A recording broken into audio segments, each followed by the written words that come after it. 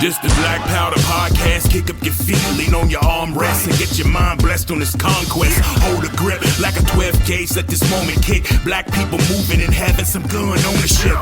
I carry weight, not to keep the camera safe. It's thinking about you, my kids and my parents' faces. The big topics, they don't wanna involve us. Think we're novice, but now we're moving hard with revolvers. This the Black Powder Podcast, let's get it started.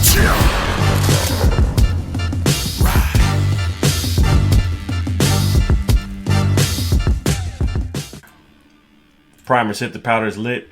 It's time to get on target. Welcome to another episode of the Black Powder Podcast. As always, I'm your host, Yasuke Fett. And just a general reminder of your marching orders and why we have created the Black Powder Podcast.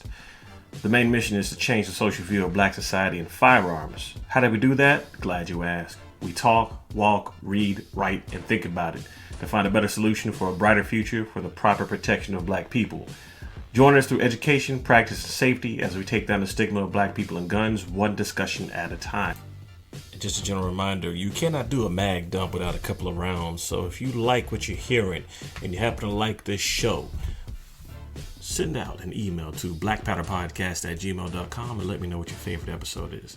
Whether or not you agree, disagree, or have questions, please make sure to send them to blackpowderpodcast@gmail.com, and always feel free to like, share, and subscribe. The only way to continue to grow is to continue to share this knowledge with other people. And the only way to even get the message out is to let everyone know. So once again, if you like what you heard and would like to continue to hear, please like, share, and subscribe. And as always, you can find us on multiple platforms, especially main ones. As of recently, we are now on Spotify, Apple iTunes, Google Podcast, Amazon Music, and Audible. Funny story. I have issues side carrying with my clothes. I don't know what it is, man. It's like I got to the point where I started trying to loosen up my belt because I didn't want to have any, health issues or whatever. I'm not trying to walk around like Steve Urkel or whatnot, but I didn't want it to be too tight to start inducing health issues. Right. And the other issue I have is like when I do have I side carry.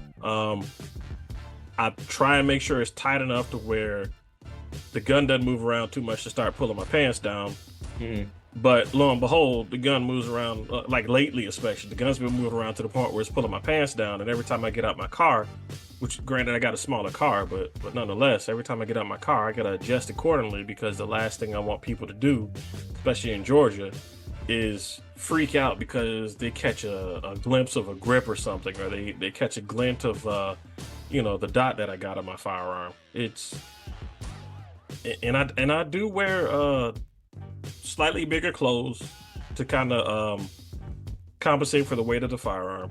Mm-hmm. I do wear a little bit, not like no girl bedtime shirts or nothing, but like little bit longer shirts, if you will, or concealing jackets or whatever, especially since it's wintertime, to make sure that if it does happen, that it's kind of covered up.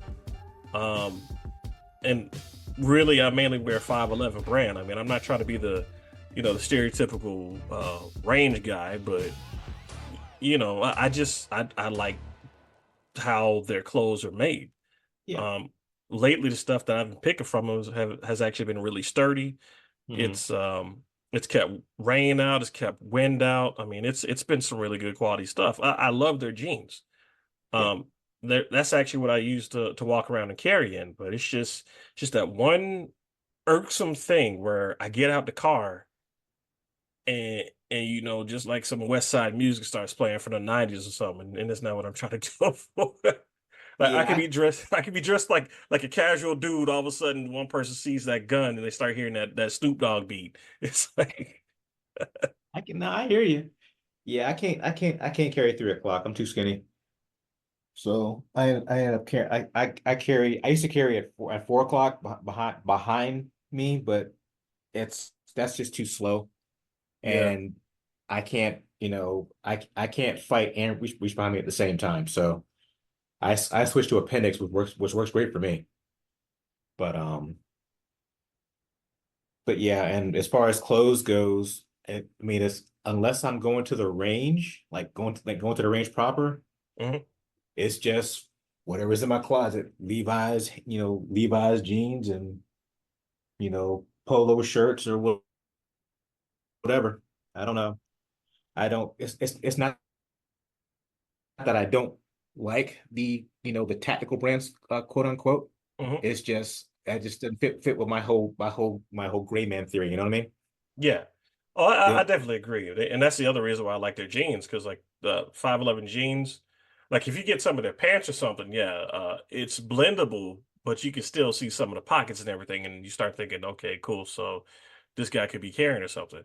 But their jeans are kind of straightforward. It's like look like a normal pair of jeans. Yeah. Good to know. Might check some out sooner than later. Shoot, you should have hit that the end of the year sale, man. It was Yeah, I 80% know. off. But Dude, see that's the problem. I don't spend money just to spend money. mhm. And like even though it was 80% off, I didn't need anything, which is the rule. When I got money, I can't find nothing I want. And then when I'm broke, everything that I need pops up. So Uh-huh. Murphy's Law. yeah. Dude, I had to, man, because like I was uh I was over there trying to figure out, okay, I know I really need some new jeans. I got these Carhartt jeans. They're way too big. Mhm. I mean, they're so big when you put a belt on, it bunches up in the front and you look like you're working on a farm or something. That's how big and baggy they are. Like you might as well just get a rope and tie that sucker around you, you know? But I was dealing with that and I had like these I guess it's because they're older or something, but when jeans get old and they kind of start getting stiff and Yeah. yeah, I had a pair of those and then they were starting to kind of squeeze too. So I said I can't keep walking like this. And on top of that, they had their button ups, which I really like their button ups because they're just like you just snap it. There's Right. no plugging it through the hug, whatever. It's just snappable. They had a sale on those. I'm like, yeah, let me pick it, dude. I got a whole new wardrobe because I needed it, Yeah. and I promise you, it was almost like you're walking into a Ross looking for clothes, but that's the prices they had. I was tripping out for a minute. I'm like, is this real? Did I catch them at the right time? Because usually they'll be like, it's 10% off. Yeah. This was Yeah. $190. Now it's $180. Yeah, I ain't got the money for that. Yeah. Yeah. I was too disappointed. I'm like, I don't need nothing. Never mind. Yeah, yeah, I know. I just say I had to, man. I mean, they just the prices, man, the prices. I was like, this is a one-time thing. I can dig it. Shoot. I can dig it. But yeah, man. I mean, and that's another thing. It's like I could talk to you about 511. You understand what the brand is. Yeah. And I had another interview where I think it was with another black two-way supporter and a veteran, as a matter of fact, Sergeant War Dog. Okay. Um, which I'll have his interviews coming up soon. But I mentioned to him that in black society, you've got this whole thing of a preconceived notion that this is some quote unquote white boy shit. Yes. I think that's another reason why uh serious mentality towards firearm is not really pushed too much in black society because you've got that stigma. Now, granted, I guarantee you it's gotten a lot less now. Hmm. So, well, I don't know about a That's the lot issue. less, but it's changed because like you and I could both sit here and talk about 5.56, 2.23, 7.62, and even Right. 300 blackout. Now, when I start mentioning stuff like, and I guarantee you can probably go beyond this too. 6.5 Creedmoor, 6.8 Arc, 300 Hammer, 350 was it 350 Buckmaster, Hmm. lever action, um, so on and so forth. Last time I did that was around the holidays, around my dad's side of the family, Right. and there it was. It was like some white boy shit. Yeah. Yeah. Yeah. Yeah. Yeah. Yeah, and mm, that's but until you just got to keep doing it. You just got to keep talking. You got to keep showing them what's what. And some people will come around, some people won't. You know, but the funny thing is, it's like all the fables. All the fables we grew up with. Like the grasshopper and the ant or the little Hmm. red hen or whatever. And Hmm. it's like, yeah, you talk all that mess and you're dancing around, you're having a good time, and then the snow hit, you ain't got no food. Yep. Or the bread gets cooked and it's time to eat, then you show up. Yeah. So it's, I mean, I get you, and it's a pain, but you're not gonna you're not gonna convince everybody. Hmm. Those that want to come are gonna come. Those that want to listen are gonna listen. Hmm. Those that ain't. But at the same time, we can't wait for them. Yeah, and I agree. I mean, it kind of goes back to like defining gun culture, and like you said, being a martial artist, you may or may not agree with what I'm about to say, but to me, it's in a sense, it's like you need to know how to utilize a weapon of some sort because your ego and your attitude isn't big enough to stop the things that you don't plan for. In a sense, it's like it needs to be applied like a warrior culture. It's like a samurai and his katana, or a knight and his broadsword, or whatever um, terminology you'd like to utilize. It's the same thing. Even peasants back then, medieval times, uh the Japanese feudal eras, whatever. Even peasants found a way. Hell, even in China during the rebellions and uprisings, they were taking common garden tools and turning those into weapons. Yeah. It's if you don't have that warrior mentality, how are you going to protect your people, let alone where you live at? It Right. That's what it is. It's not, and don't get me wrong, yeah, there's some cool sides to it. There's some flash sides to it. I can't find much because I carry Canics, and even saying that out loud, that would trigger a whole lot of people because you got Team Glock and you got what is it? It's mainly Team Glock, but you also got Team Smith and Wesson, Team Sig. I throw out Canic, I guarantee you, oh God, oh, you must be a poor. Ugh. But No, canics are awesome. They're not for me, but they're awesome. yeah. Uh, Canics are great. Dude, shoot what you want to shoot, long as they ain't a high point. Well, that's what I'm getting at, though. I mean, hell, if the only thing you can afford is a high point, then by any You do what you means, got to man. do. Yeah, Right. but if you got the money to like if you got the money to buy a 2011 Staccato, right, and still be well off, don't Mhm. go buy a high point. That Right. doesn't make any sense. But if all you got is money to buy a high point, You get the high point.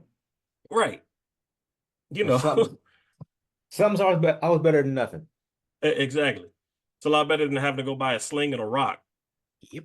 I mean, you might be able to find a rock, but yeah, it's gonna take time, especially if you're in a situation where you miss and you're in trouble. Yeah, that ain't gonna end well. Yeah. No, I'm with you. And I joke about high points, but they're okay. Like I said, they're not for me. But you do what you get. You do what you do.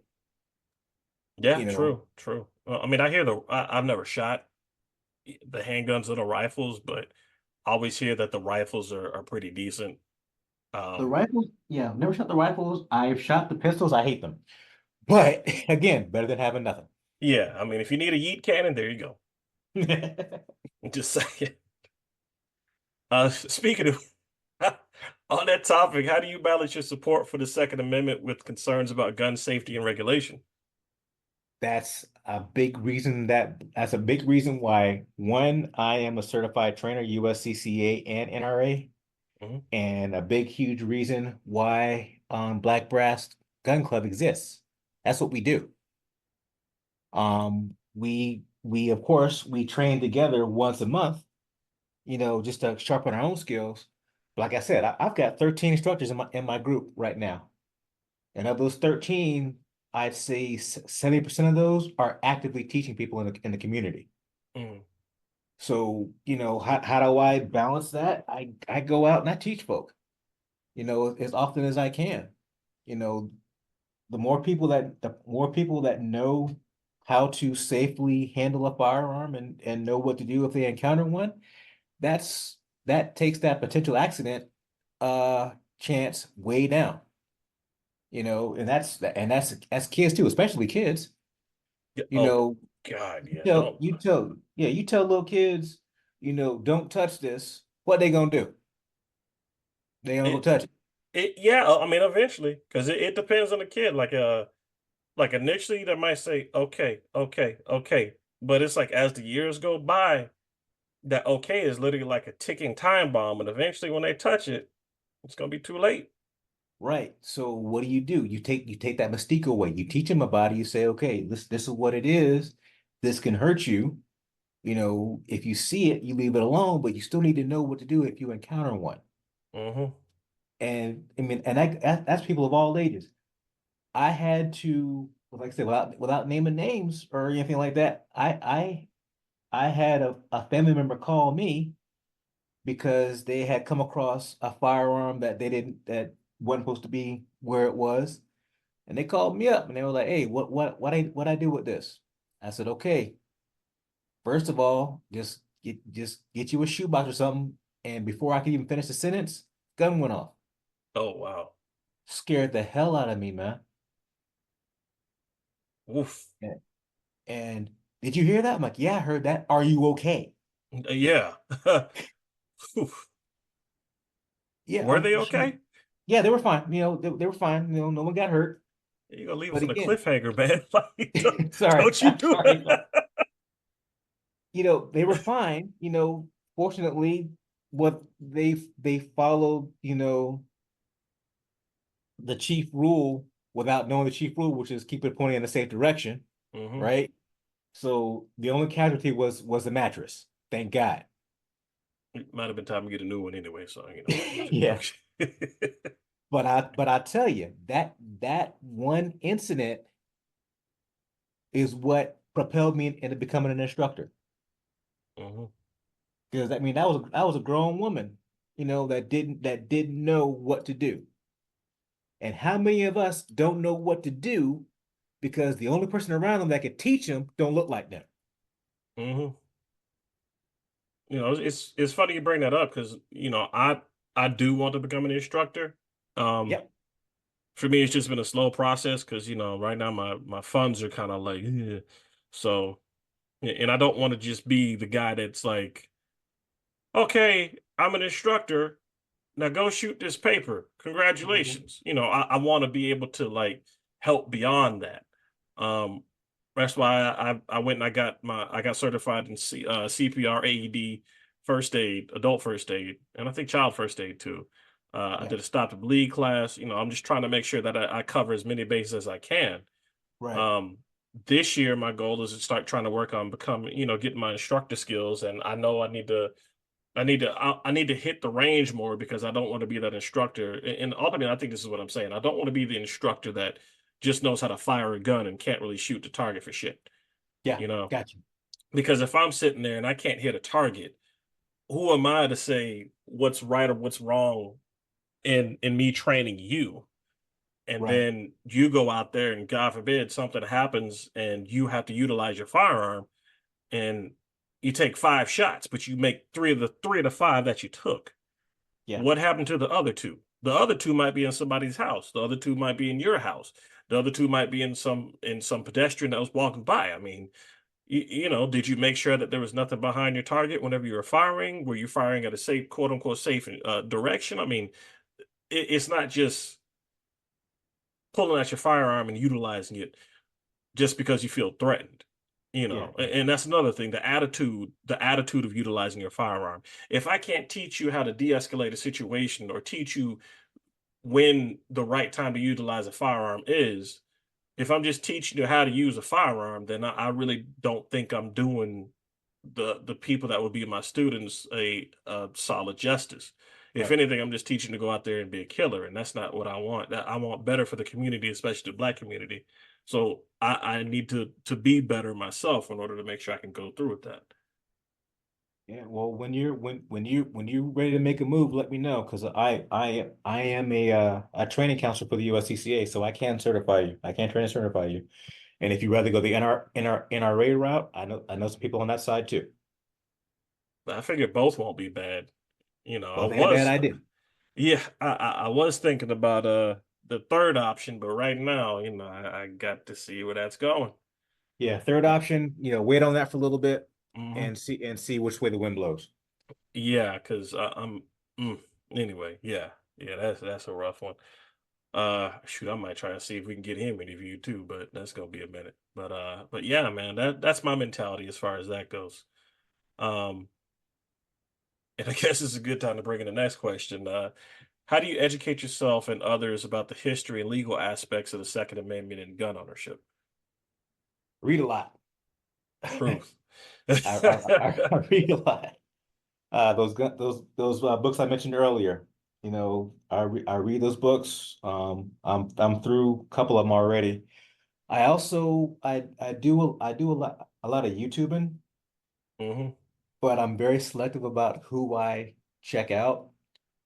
Um, unfortunately, there's only one person that talks about the political side of things with any sort of regularity that looks like us, and that's Coleon.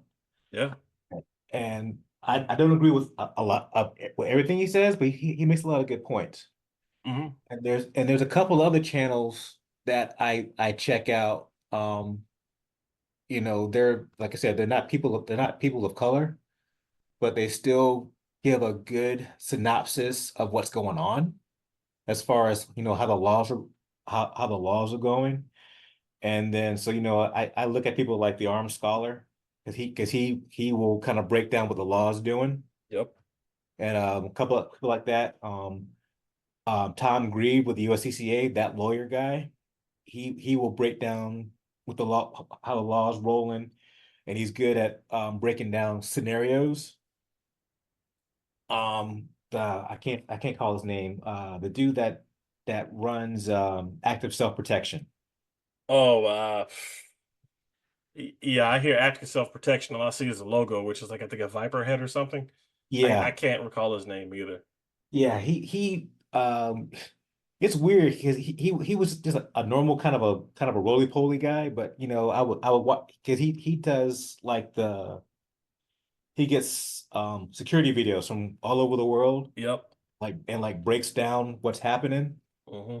And I will get those and look at them, kind of look at them through his lens, through my lens. I'll send them to my cop friends, say, hey, what do you think?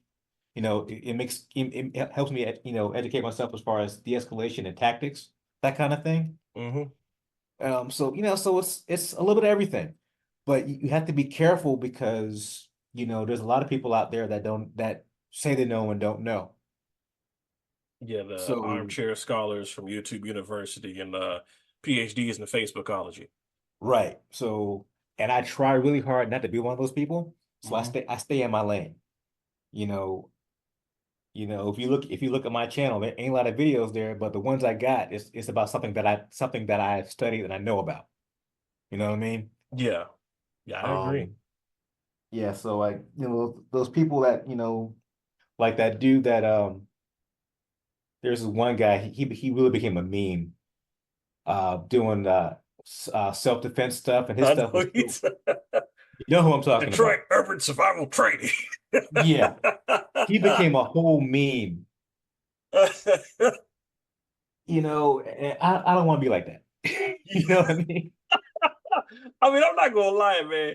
Like at first, when I saw like videos from his channel, because he didn't start off as Dust, he started off as another acronym. I can't remember what it was, but Dust is the most popular one. Uh, Yeah. I'm looking at his stuff and I'm over here thinking to myself, okay, I guess if I didn't have any option, I guess that would make sense. Or I if I had a feeling I wasn't going to make it home that night and this was the only option, I guess I could utilize it. But then it started getting kind of crazy, Yeah. like so many, especially whenever he said something about Chris Kyle. I think he said he could, if Chris Kyle had followed his training, he would still be alive today. That's And insulting. yeah, that mm-mm. Yeah, see, stuff like that bothers me. Yeah. I mean, I've seen plenty of people. I've seen people walk into my home dojo talking like that and just get wrecked. Yeah. So It's I don't want to be that guy. Stay in I my lane. agree. That's why anytime I do like a solo podcast by myself and I'm giving my opinion, somehow, some way, I think I always, whether it's like by choice of subconsciously or whether I'm thinking about it, I always say I am not a professional. I am still learning. I'm coming from this as a novice perspective. I'm Right, still on my firearm journey, but I do not think this is a correct method to try and utilize, or you should really study hmm, or take time to educate yourself on these things before you decide to do them, because right, sometimes you could just take a look at something and say, okay, yeah, that looks like some bull, and if you attempt to try that, it's not going to end well, because end of the day, it's not really for educational purposes. If anything, it's more so like entertainment purpose by that point. That's right, why, like you said, the guy that was over Dust, he went from being quote unquote educational to being quote unquote entertaining. And now right. you see his daughter making videos too. Hmm. Yeah, yeah. Yeah. Staying away from that. Yeah, I don't think a little 4'3" little girl can flip a 300 pound 6'5" dude with like a, I don't know, roller skating a popsicle or something. I don't know. It just, Yeah, yeah, yeah, well, yeah, yeah. Not, yeah, yeah, yeah. Yeah. yeah, Definitely leaving that alone. yeah, yeah, it, yeah. So how do you engage with other gun owners who may have different backgrounds, perspectives, or experiences than you? Um, as far as the different type of folks, I sometimes I just go to there's a couple of well, it's closed now, but there was a gun store I used to go and just go in there and hang out and just listen, you know, listen to folk, talk to folk. Hey, how you doing? Rolling through I try to hit a gun show every couple of months, whether I go buy anything or not. I still need to go to one. Yeah, I mean it's a good like before, when I first started out, me and my wife would play a game. And this was a good exercise in being aware of your surroundings. Hmm. We walk into a gun show and play count the brown people. And it used to be really hard. Now it's not even a game anymore because we all up in there. Yeah, But yes, we are. but yeah, go to gun show and go from booth to booth, talk to people and see what they're about, see what they're talking about. Hmm. Um, you be on the range and sometimes, the guy next to you looks interesting. You talk to him. Hey, how you doing? What you shooting? What's going on with you? Hey, you want to try this snazzy new optic I got? You know, and that's another thing. People think that quote unquote gun folk are um like mean or standoffish or whatever. Hmm. And they're really not for the most part. Yeah, I mean, they just, they want to show off their stuff. Hey, look at this cool new rifle I got. You want to shoot it? Yes, I do. yeah, You know, so it's like it's not a hard thing to strike up a conversation with somebody and just talk about stuff. And as you speak to them, you get a good barometer of what they're about, and if they're cool, they're cool. If they're not, you never see them again. Is what it is. yeah. True, very true. I mean, that's kind of what happened in the last time I went to the range. I ended up having it was two younger guys. I think they were like in their 20s or whatever. And here I am in my 30s.